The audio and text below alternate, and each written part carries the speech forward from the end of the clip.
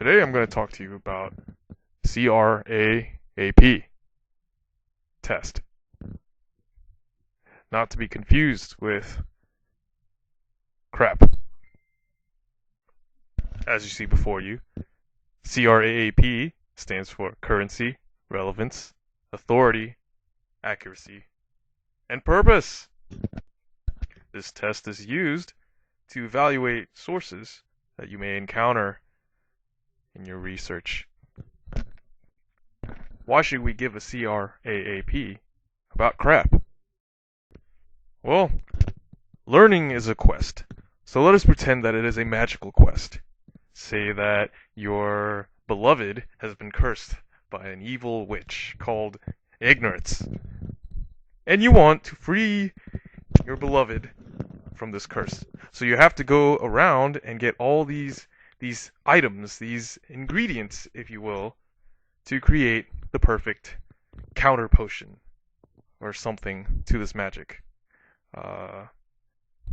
We call this potion a research paper. However, you can't just go out and just pick anything. There's a method to everything, a method to this madness. You have to pick the right things. And how do we know if these things are right? We'd want the ingredients to be as fresh as possible, you know. You don't want any wilted berries and whatnot.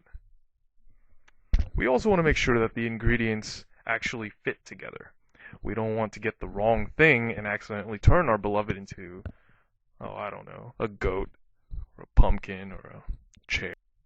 Or, perhaps not quite as serious, but still serious, the ingredient may not even play well with the other ingredients, and the potion wouldn't even form. So you'd just be left with still an incomplete potion.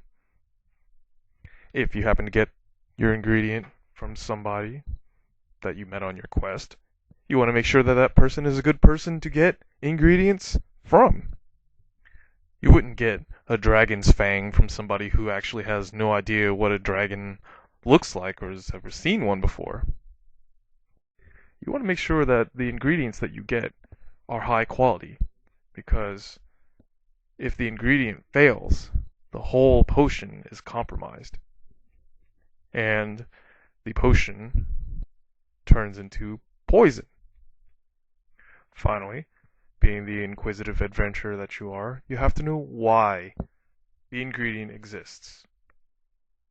What is its purpose? Why have the gods brought it here? Why was it forged? Why? As you may have figured by now, this painfully long metaphor is referring to the craap test for research. Currency refers to the freshness of the research that you found. You would generally want something that's very current. However, you must do this at your own discretion.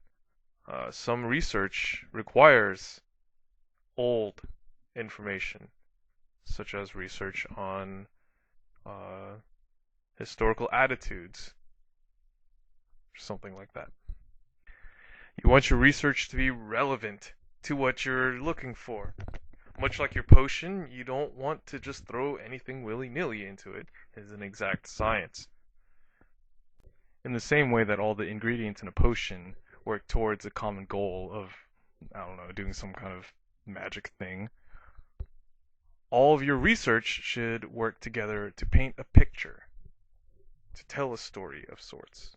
You have to think about the authority of the origin of the source, whether or not these people that you're getting your research from know what they're talking about, or should know what they're talking about. You're not going to consult a physician on tips on how to change the oil of your car. You also want the source to be accurate. You want it to be reliable. You want it to be truthful, correct. In our analogy, we said that we wanted a high quality ingredient for our potion.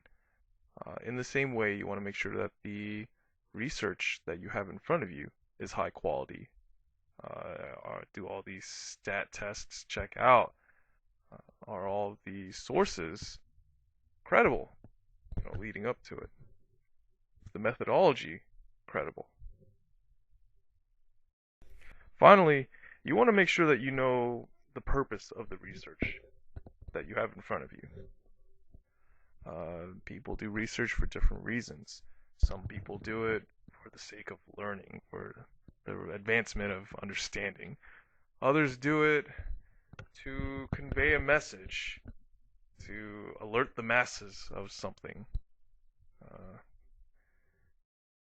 Analyzing the purpose of a source will reveal possible bias in the source, which you don't want in scientific research, but you might want if you were researching something on, say, public opinion or history, something like that.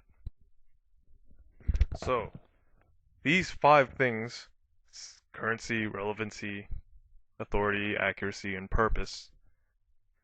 These are things you need to think about when you have these sources in front of you. And more than that, you have to not be shy about rejecting sources that don't meet all the criteria. If you do all of these things, you will have a nice strong foundation upon which you can build a proper research paper and save your beloved from a fate more terrible than, I don't know, lots of things. Ignorance. Nobody wants to be ignorant.